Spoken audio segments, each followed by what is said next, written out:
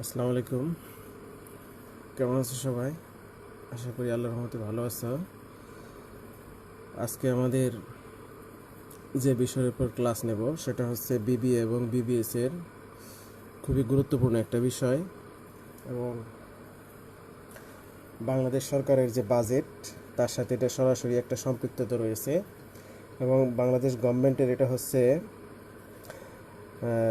রাজস্ব আয়ের অন্যতম একটা মাধ্যম হিসেবে যাকে বলে থাকি আমরা বাজেট। সেই বাজেট এবং সরকারের যে ট্যাক্স বা কর আদায়ের যে পদ্ধতি সেই পদ্ধতি নিয়ে হচ্ছে আজকের বিষয়ের আলোচনা। তোমরা নিশ্চয়ই জানো যে গতকালকে গণপ্রজাতন্ত্রী বাংলাদেশ সরকারের মাননীয় অর্থমন্ত্রী সংসদে একটা বাজেট দেন। সেই বাজেটের বিষয়ে আমাদের একটু কথা আছে, সেটা হলো যে কোনো রাষ্ট্রকে পরিচালনা করার জন্য সরকারের কিছু রাজস্ব আয়ের দরকার হয় এবং সেই রাজস্ব আয়গুলা তার সরকার পরিচালনার ক্ষেত্রে বিভিন্ন জায়গায় ব্যয় করা হয়ে থাকে। তোমরা নিশ্চয়ই গতকাল দেখেছো যে বাংলাদেশের সরকারের অর্থমন্ত্রী 5,68,000 কোটি টাকার একটা বাজেট সংসদে উপস্থাপন করেছেন। যে বাজেটের আকারটা ছিল গত বছর যে বাজেটটা ছিল, অর্থাৎ চলমান যে বাজেট চলমান বছরে তার চাইতে শতকরা হারে অর্থাৎ শতাংশ হারে 13.24% বেশি। অর্থাৎ টাকার অঙ্কে এই বাজেটটা কিন্তু অনেক বড় একটা বাজেট। তো এই বাজেটের ট্যাক্সের অঙ্ক করতে গেলে, বাংলাদেশের কর বিধির অঙ্ক করতে গেলে তোমরা একটু খেয়াল করে দেখো, স্ক্রিনের মধ্যে এখানে লেখা আছে, এটা পড়তে হবে হিসাব বিজ্ঞান দ্বিতীয় বর্ষে বিবিএস পাস কোর্স, অর্থাৎ যারা ডিগ্রিতে আছো তাদেরও দ্বিতীয় বর্ষে এটা পড়তে হয়। ব্যবস্থাপনা এবং মার্কেটিং ডিপার্টমেন্টে যারা আছো তাদের এটা থার্ড ইয়ারে পড়তে হয়। অর্থাৎ সাবজেক্টটা প্রায় অনার্স এবং যারা পাস কোর্স আছে সবারই মোটামুটি পড়তে হয়। তো হিসাব বিজ্ঞানের সেকেন্ড ইয়ারে যারা আছো তারা পরীক্ষা দেবে 2020 সালে। যাদের জন্য বিবিএস পাস কোর্সে যারা আছো এরাও 20 সালে পরীক্ষা দেবে। ব্যবস্থাপনা বিভাগে যারা আছো, মার্কেটিং বিভাগে যারা আছো থার্ড ইয়ারে, তারা 2020 সালে পরীক্ষা দেবে। তো এদের জন্য হচ্ছে আমাদের কিছু নিয়মকানুন আছে ট্যাক্সের।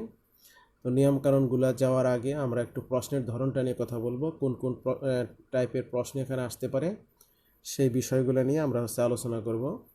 তোমরা জানো যে ট্যাক্সের অঙ্কে আমাদের অনেকগুলো অঙ্ক আসে, গাণিতিক সমস্যা সমাধান করতে হয়, সাথে সাথে আমাদের অনেকগুলো থিওরিও আসে।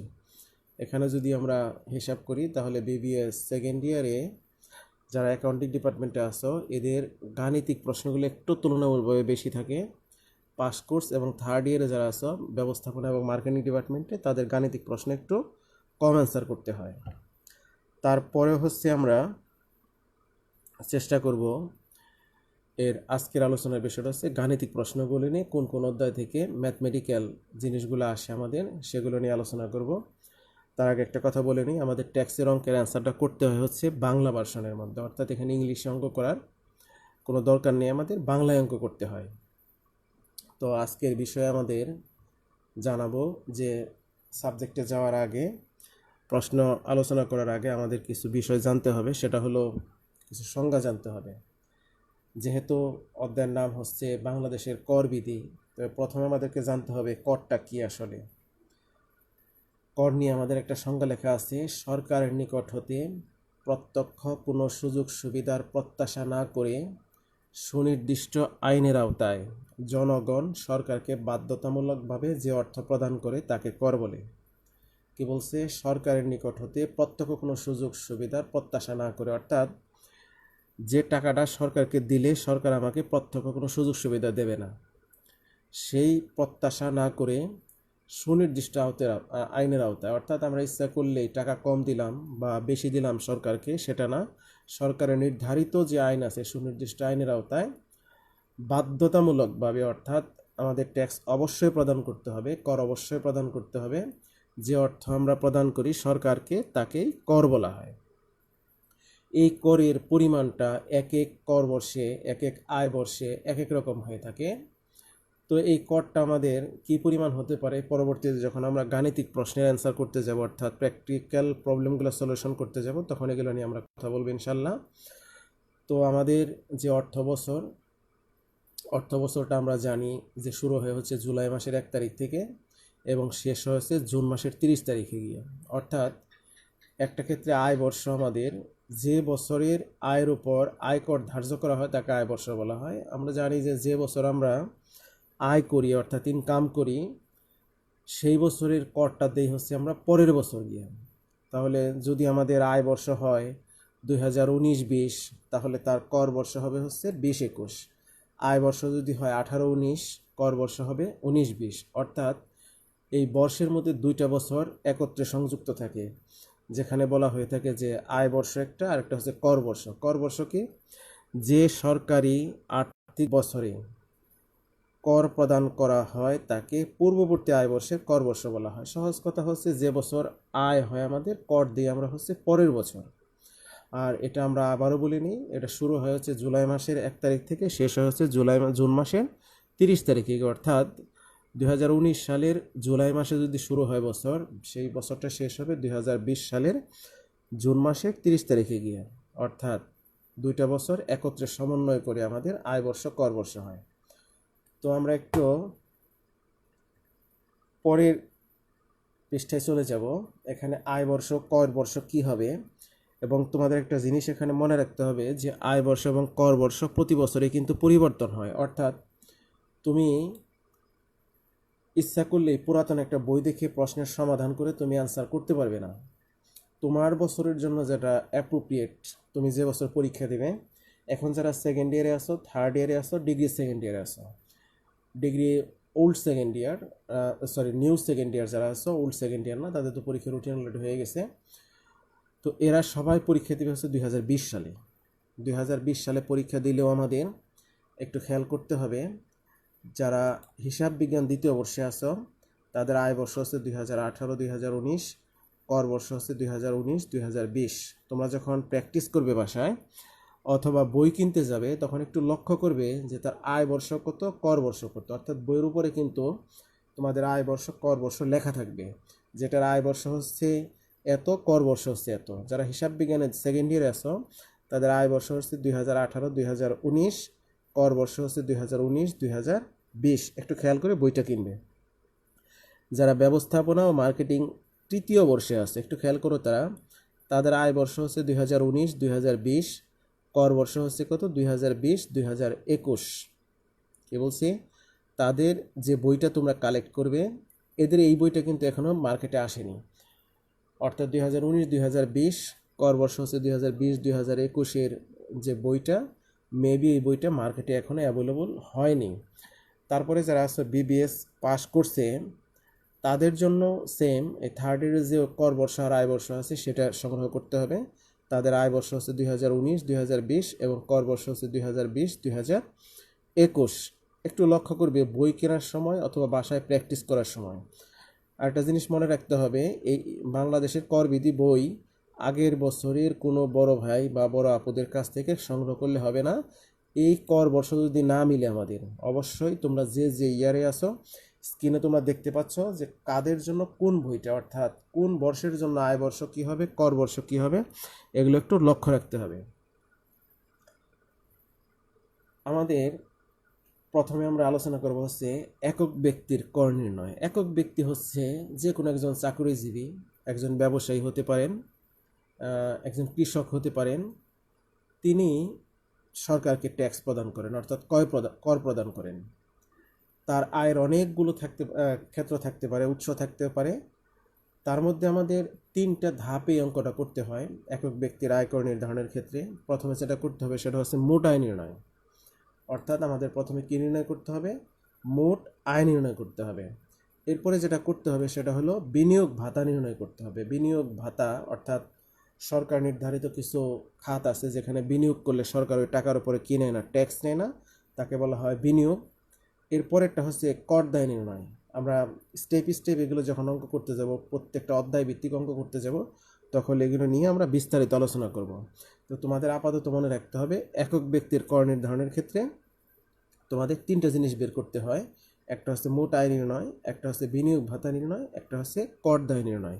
আরেকটা জিনিস মনে রাখবে সেটা হলো এই একক ব্যক্তির কর থেকে তোমাদের অনেকগুলো প্র্যাকটিস অঙ্ক আসে।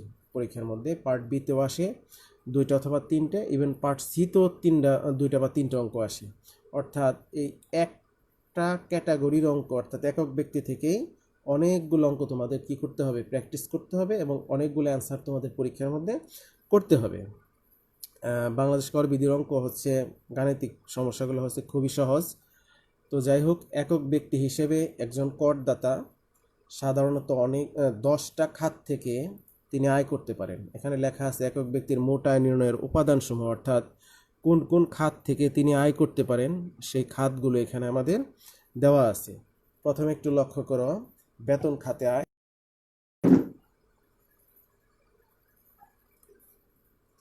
ব্র্যাকেটে লেখা আছে আমাদের ধারা হচ্ছে কত, 21। ইনকাম ট্যাক্সের অঙ্ক করতে গেলে অবশ্যই ধারা উল্লেখ করতে হবে, যেহেতু এটা আইনের বিষয়। ধারা উল্লেখ না করলে সেক্ষেত্রে আমাদের মার্ক কমে যাওয়ার সম্ভাবনা আছে। বেতন খাতটা কি, কোনো চাকুরিজীবী যে বেতনটা পান তার নিয়োগকর্তার কাছ থেকে অথবা গভর্নমেন্টের কাছ থেকে, সেটাই হচ্ছে তার বেতন। এই বেতনের সাথে তিনি অনেকগুলো সুবিধা পেতে পারেন। এখানে কি কি থাকতে পারে, মূল বেতন, বাড়ি ভাড়া ভাতা পেতে পারেন, চিকিৎসা ভাতা পেতে পারেন, যাতায়াত ভাতা পেতে পারেন, উৎসব ভাতা পেতে পারেন, আপ্যায়ন ভাতা, অর্থাৎ অনেক সুবিধা তিনি পেতে পারেন। সব কিছু মিলিয়ে আমাদের এখানে হচ্ছে কি, বেতন খাতের মোট আয়। দ্বিতীয় যে খাতটা আছে সিকিউরিটি সুদ খাতে আয়, ধারা হচ্ছে কত, 22। একটু লক্ষ্য করো, এখানে ধারাগুলো কিন্তু অবশ্যই মুখস্থ রাখতে হবে এবং পরীক্ষার হলে যখন অঙ্ক করতে যাবে তখন এই ধারাগুলো কিন্তু এই ব্র্যাকেটে এভাবে উল্লেখ করে দিতে হবে। সিকিউরিটি সুদ খাতে আয় হচ্ছে সরকার নির্ধারিত কিছু জায়গায় বিনিয়োগ করলে সেই বিনিয়োগের উপর যে আয় হয় সেটা হচ্ছে সিকিউরিটি সুদ খাতে আয়, এবং সেটাও একজন করদাতার জন্য কি আয় হতে পারে। 3 নম্বর যে জিনিসটা দেওয়া আছে সেটা হচ্ছে গৃহ সম্পত্তি খাতে আয়। গৃহ সম্পত্তি খাতে আয়টা কি, কোনো করদাতা যদি আবাসিক উদ্দেশ্যে অথবা বাণিজ্যিক উদ্দেশ্যে তার বাড়ি ভাড়া দিয়ে থাকেন, তাহলে সেই ভাড়া বাড়ির উপরে তাকে কি দিতে হবে, গভর্নমেন্টকে ট্যাক্স দিতে হবে, অর্থাৎ কর দিতে হবে। সেটাই হচ্ছে গৃহ সম্পত্তি খাতে আয়। 4 নম্বরে যেটা দেওয়া আছে কৃষি খাতে আয়, অর্থাৎ একজন করদাতা যদি কৃষক হন অথবা চাকরি করেন সাথে কৃষি কাজ করেন, গৃহ সম্পত্তি খাতে আয় করেন সাথে কৃষি খাতে আয় করেন, ব্যবসা করেন সাথে কৃষি খাতে আয় করেন, সেই কৃষি খাতের আয়ের উপরে যে করটা প্রদান করতে হয় সেটা হচ্ছে কৃষি খাতে আয়। এর ধারা হচ্ছে কত, 26। এরপরটা হচ্ছে ব্যবসায় বা পেশা খাতে আয়। ব্যবসায় বা পেশা খাতে আয়টা কি, একজন করদাতা যদি ব্যবসায়ী হন তাহলে তাকে তার উপরে, অর্থাৎ ব্যবসায়িক আয়ের উপরে কি দিতে হয়, ইনকাম ট্যাক্স প্রদান করতে হয়। গভর্নমেন্টকে কি করতে হয়, ট্যাক্স প্রদান করতে হয়। এটার নামই হচ্ছে ব্যবসা বা পেশা খাতে আয়। এর ধারা হচ্ছে কত, 28। এটা মূলত ধারাগুলো হচ্ছে 28, 29, 30। আর কৃষিখাত হচ্ছে 26, 27। গৃহ সম্পত্তি হচ্ছে 24, 25। আর সিকিউরিটি সুদ খাত হচ্ছে 22, 23। এক্ষেত্রে তোমাদের 2টা না লিখলেও চলবে বা 3টা না লিখলেও চলবে। তোমরা হচ্ছে প্রথম যে ধারাটা আছে সেটা হচ্ছে মুখস্থ রাখবে এবং সেটাই হচ্ছে দিয়ে দিবে। 6 নাম্বার যেটা আছে সেটা হচ্ছে মূলধনী লাভ খাতে আয়, অর্থাৎ মূলধন বিনিয়োগ করে বা মূলধনের সাহায্যে যে আয়টা হয় তার দ্বারা হচ্ছে কত, 31। এরপরেরটা হচ্ছে আমাদের কত, অন্যান্য উৎস খাতে আয়। উপরের 6টা খাত ব্যতীত যে খাতটা থাকে আমাদের, একটু পরে তোমাদের আমি এটা বলতেছি। 8 নাম্বারটা হচ্ছে অংশীদারি ফার্মের আয়ের অংশ, দ্বারা হচ্ছে কত, 43-এর 3। স্বামী অবলিক স্ত্রী, স্বামী অথবা স্ত্রী বা অপ্রাপ্ত বয়স্ক সন্তানের আয়, ধারা হচ্ছে 43-এর 4। আর এটা হচ্ছে বৈদেশিক আয়। এখানে একটা কথা আমি বলে নিই, সেটা হলো 7 নাম্বার ধারাটায় লেখা আছে অন্যান্য উৎস খাতে আয়, ধারা হচ্ছে কত, 33-34। এখানে একটু মনে রাখবে, সেটা হলো যে এই ধারার ক্ষেত্রে 1 থেকে 6 পর্যন্ত এবং 8 থেকে 10 পর্যন্ত যে ধারাগুলো আছে এগুলো বাদে যত আয় হবে সেগুলো যাবে হচ্ছে অন্যান্য উৎস খাতে আয়ের মধ্যে। অর্থাৎ আমাদের এখানে একটু নিয়ম লেখা আছে, দেখো। 1984 সালের আয়কর অধ্যাদেশের 20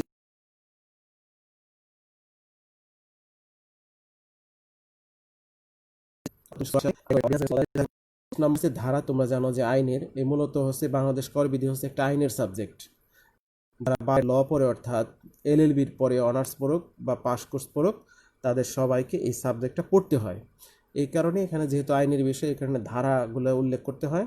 1984 সালের আয়কর অধ্যাদেশের 20 ধারার যে খাতসমূহ ছিল সেটা ছিল হচ্ছে 1 থেকে 7 নং খাত, এবং 24 ধারার খাত ছিল হচ্ছে 8 থেকে 10, অর্থাৎ 1 থেকে 7 পর্যন্ত হচ্ছে একটা স্টেপে ছিল, আর 8 থেকে 10 পর্যন্ত ছিল হচ্ছে আর একটা স্টেপের মধ্যে, অর্থাৎ 24 ধারার মধ্যে ছিল।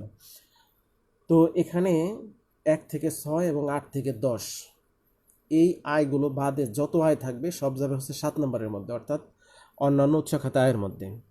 তো এখানে 9 নম্বরের মধ্যে অংশীদারি ফার্মের আয়ের অংশ আছে। অংশীদারি ব্যবসা সম্পর্কে আমাদের ধারণা আছে, সেটা হলো যে আমরা অনেকেই মিলে যদি ব্যবসাটা করি, সাধারণত একাধিক ব্যক্তি, তাহলে সেই অংশটা থেকে আমি যে আয়টা পাই তার উপরে কী করতে হবে, একজন ব্যক্তিকে ট্যাক্স দিতে হবে। তার দ্বারা হচ্ছে কত, 43-3। এরপর এটা হচ্ছে স্বামী, স্ত্রী বা অপ্রাপ্ত সন্তানের আয়। স্বামী যদি করদাতা হন তাহলে তার স্ত্রী, এবং তার যদি অপ্রাপ্ত সন্তান থাকে তার আয়ের উপরও সরকারকে কী দিতে হয়, ট্যাক্স দিতে হয়। এর ধারাটা ছিল কত, 43-4। আর একটা হচ্ছে বৈদেশিক আয়, যার কোনো ধারা নাই। এটা আমাদের পার্ট যে আছে, ক বিভাগের কোশ্চেন আসে, সেখানে উল্লেখ থাকতে পারে আয়ের উৎসের মধ্যে, একক ব্যক্তির আয়ের উৎসের মধ্যে কোন উৎসের কোনো ধারা নেই, সেটা হলো বৈদেশিক আয়। অর্থাৎ আমাদের বৈদেশিক আয়ের মধ্যে সবচেয়ে গুরুত্বপূর্ণ সেটা হলো রেমিটেন্স যাকে বলি, এবং বিদেশ থেকে যারা আমাদের পরিশ্রম করে দেশে টাকা পাঠান সেই আয়ের উপরে গভর্নমেন্টকে কী দিতে হয়, ট্যাক্স দিতে হয়। অর্থাৎ একজন একক ব্যক্তি এই উপরিউক্ত 10টা খাতের উপর কী দিতে পারেন, ট্যাক্স দিতে পারেন। এই 10টা খাতের উপরই আমরা আলাদা আলাদা করে অঙ্ক করব। তো সবগুলো খাত আমাদের করতে হবে না, আমাদের সাধারণত হচ্ছে বেতন খাত, সিকিউরিটি সুদ খাত, গৃহ সম্পত্তি, কৃষি, আর হচ্ছে আমাদের এখানে এইগুলোর উপরই মূলত আলাদা আলাদা অঙ্ক আসে কটা খাতের উপর।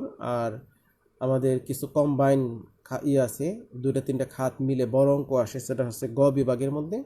সেখানে আমাদের নাম্বার থাকে 10, সেখান থেকে আমাদের অ্যান্সার করতে হয়। গ বিভাগে প্রশ্ন থাকে হচ্ছে সাধারণত 2 থেকে 3টা কোশ্চেন থাকে শুধু একক ব্যক্তি হতে। আর আরও 2টা বিষয় আছে তোমাদের, সেটা হচ্ছে আমরা একটু দেখি। কোম্পানির কর নির্ধারণে থেকে আমাদের পার্ট সিতে অনেক সময়, বিশেষ করে অ্যাকাউন্টিং ডিপার্টমেন্টে অঙ্ক থাকে, ম্যানেজমেন্ট থার্ড ইয়ারও মাঝে মাঝে থাকে। সেটা হলো কোম্পানির কর নির্ধারণ, অর্থাৎ কোম্পানি কাকে বলে আমরা আগে জানব। 1984 সালের আয়কর অধ্যাদেশের, একটু খেয়াল করো এখানে এই সালগুলো এবং তার ধারাগুলো একটু উল্লেখ করতে হবে প্রশ্নের অ্যান্সারের ক্ষেত্রে। 1984 সালের আয়কর অধ্যাদেশের 2-11 ধারার বিধান মতে বাংলাদেশি কোম্পানি বলতে 1913 সালের কোম্পানি আইন, এটা হচ্ছিল ব্রিটিশ সরকারের আমলে, অথবা 1994 সালের কোম্পানি আইন অনুযায়ী গঠিত নিবন্ধিত কোম্পানিকে বোঝায়। অর্থাৎ আমাদের বাংলাদেশে যে কোম্পানি আইনটা চলে সেটা হচ্ছে মূলত 1913 সালের ব্রিটিশদের আইন। সে আইনকে সংশোধন করা হয়েছে বিভিন্ন সময়, যার সর্বশেষ সংশোধনী করা হয়েছে 1994 সালে। সেই বিধান মতে একটা কোম্পানি যে গঠিত ও নিবন্ধিত কোম্পানিকে বোঝায়। অর্থাৎ এই কোম্পানি গঠন করতে গেলে কি করতে হবে, তার রেজিস্ট্রেশন লাগবে, এবং আইন অনুযায়ী অর্থাৎ 94 সাল অথবা 1913 সালের যে কোম্পানি আইন আছে সে অনুযায়ী এটা কী করতে হবে, গঠিত হতে হবে। এগুলো যখন আমরা কিছু অঙ্ক প্র্যাকটিস করতে যাব তখন হচ্ছে এটার বিস্তারিত বিষয়গুলো নিয়ে আলোচনা করব। এখানে কোম্পানির কর নির্ণয়ের কিছু ধাপ আছে, অর্থাৎ কী কী জিনিসগুলো আমাকে পরীক্ষার মধ্যে করতে হয়। সেটা হচ্ছে 1 নম্বর হচ্ছে মোট আয় নির্ণয় করতে হয়, দ্বিতীয় হচ্ছে কর দায় নির্ণয় করতে হয়, অর্থাৎ এখানে আয় নির্ণয় করতে হবে। আর একটা হচ্ছে কী নির্ণয় করতে হবে, কর দায় নির্ণয় করতে হবে। তো এই 2টা আইটেম হচ্ছে এখানে করতে হয়। তারপরে একটু লক্ষ্য করো, আমাদের এখান থেকে একটা অঙ্ক আসে, সেটা হলো মূল্য সংযোজন কর অথবা মূসক 1991 এখানে লেখা আছে। মূল্য সংযোজন কর অথবা মূসক, ইংরেজিতে বলা হয় এটাকে ভ্যাট, ভ্যালু অ্যাডেড ট্যাক্স। এটা থেকেও আমাদের কিন্তু কি আসে, অনেক সময় অঙ্ক আসে অ্যাকাউন্টিং ডিপার্টমেন্ট এবং ম্যানেজমেন্ট ডিপার্টমেন্টে, প্রায় প্রতি বছরই এখান থেকে অঙ্ক হয়। এবং এই অধ্যায়টা হচ্ছে ইনকাম ট্যাক্সের অঙ্কের মধ্যে খুবই সহজ একটা অধ্যায়। ইনকাম ট্যাক্সের অঙ্কগুলো যদিও আমাদের খুব সহজ, তার মধ্যে সবচেয়ে সহজ হচ্ছে এই মূসকের অঙ্কগুলো, অর্থাৎ ভ্যাটের অঙ্কগুলো। ভ্যাটের অঙ্ক করতে গিয়ে আমাদের যে জিনিসটা জানতে হবে সেটা হলো, প্রথমে আমরা একটু সংজ্ঞাটা দেখে আসি। মূল্য সংযোজন করের সংজ্ঞাটা মূলত এই নামের মধ্যে দেওয়া আছে, মূসক, মূল্য সংযোজন, অর্থাৎ জিনিসের মধ্যে তার দামটা কি থাকে উল্লেখ থাকে, যেমন এটা একটা কলম, এই কলমের মধ্যে তার দামটা উল্লেখ থাকে। তোমরা মোবাইল ফোনে কথা বলো, উল্লেখ থাকে 15% ব্যাট সহ। তোমাদের কোনো অফার দেওয়া হয়, সেখানে লেখা থাকে ব্যাট ব্যতীত অথবা ব্যাট সহ। অর্থাৎ নামের মধ্যে কি আছে, এর সংজ্ঞাটা নিহিত আছে। একটু দেখো, আমরা কোনো উৎপাদিত পণ্য বা সেবার সংযোজিত মূল্যের উপর যে কর প্রদান করা হয় তাকে মূল্য সংযোজন কর বলা হয়। কোনো উৎপাদিত পণ্য বা সেবার সংযোজিত মূল্যের উপর যে কর প্রদান করা হয় তাকে কি বলা হয়, মূল্য সংযোজন কর বলা হয়। মূল্য সংযোজন কর নির্ণয়ের ধাপগুলো হচ্ছে কি, প্রথম হচ্ছে উৎপাদন ব্যয় বিবরণী, আর একটা হচ্ছে মূল্য সংযোজন কর নির্ণয়। উৎপাদন ব্যয় বিবরণীর যে ছকটা তোমরা একাদশ দ্বাদশ শ্রেণীতে করে এসেছো, অর্থাৎ দ্বিতীয় পত্রের সপ্তম অধ্যায়ে উৎপাদন ব্যয়ের একটা অধ্যায় তোমাদের ছিল। সেই প্রারম্ভিক কাঁচামাল, তার সাথে কাঁচামাল ক্রয় যোগ, সমাপনী কাঁচামাল কি করতাম আমরা, বাদ দিতাম। সেই জিনিসগুলোর সাহায্যে আমরা কি করছি, একটা উৎপাদন ব্যয় বিবরণী করছি। সেই প্রারম্ভিক কাঁচামাল থেকে শুরু করে নিয়ে একদম বিক্রয় পর্যন্ত, মুনাফা থেকে বিক্রয়, এগুলোর সমন্বয়ে যে ছকটা আমরা করেছি, সেই ছকটা হচ্ছে মূলত এখানে দেওয়া আছে এই উৎপাদন ব্যয়ের মধ্যে। প্রথম স্টেপটা করতে হবে সেম, যেভাবে আমরা ইন্টারমিডিয়েটে করে এসেছি উৎপাদন ব্যয় বিবরণী, সেভাবে। তারপরে হচ্ছে সেই বিবরণীর সাহায্যে যে আমাদের মূল্যটা বের হবে, তার উপরে আমাদের কি ধরতে হবে, ভ্যাট ধরতে হবে, মূল্য সংযোজন কর ধরতে হবে। মূল্য সংযোজন করের যে আইন বাংলাদেশ গভর্নমেন্ট করেছিল, সেটা হচ্ছিল 1991 সালের মূসক আইন অনুসারে। এবং মূসক আইন অনুসারে বলা আছে, বাংলাদেশের কোনো পণ্য ক্রয় করতে গেলে বা উৎপাদিত কোনো পণ্য যদি আমি ক্রয় করতে যাই, তার উপরে 15% কী দিতে হয়, ভ্যাট প্রদান করতে হয়। সে আইন অনুসারে লেখা আছে 15% ভ্যাট। আবার যদি পরীক্ষার প্রশ্নের মধ্যে উল্লেখ থাকে তারপরেও 15% দিতে হবে, যদি না উল্লেখ থাকে তারপরেও কী দিতে হবে, সেই 15% দিতে হবে।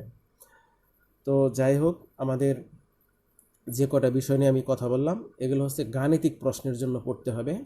ট্যাক্সের অঙ্কের ক্ষেত্রে একটা জিনিস মনে রাখবা, যে গাণিতিক উত্তরগুলো ভালো মতো দিতে পারবা, বুঝে শুনে দিতে পারবা, থিওরির প্রায় 80% এখান থেকে কভার হয়ে যায়। অর্থাৎ তুমি যদি বুঝতে পারো যে এখানে অঙ্কটা এইভাবে আসলো, এভাবে তার সমাধান করতে হবে, এই আইন অনুসারে সমাধান করতে হবে, মূলত থিওরির কোশ্চেনগুলো কিন্তু সেখান থেকে আসে।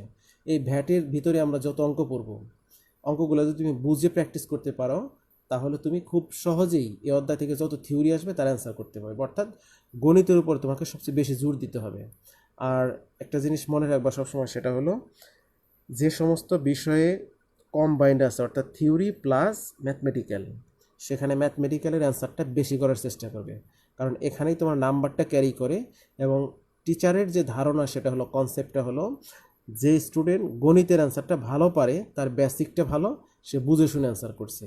তোমরা নিশ্চয়ই অবগত, সেটা হলো থিওরির ক্ষেত্রে তোমরা যে কাজগুলো করো, সেগুলো হচ্ছে অনেক সময় তোমরা ধারণার উপর বা অনুমান নির্ভর অ্যান্সার করো, এবং সেই ক্ষেত্রে তোমাদের নাম্বারও কিন্তু অনুমান নির্ভরই আসে।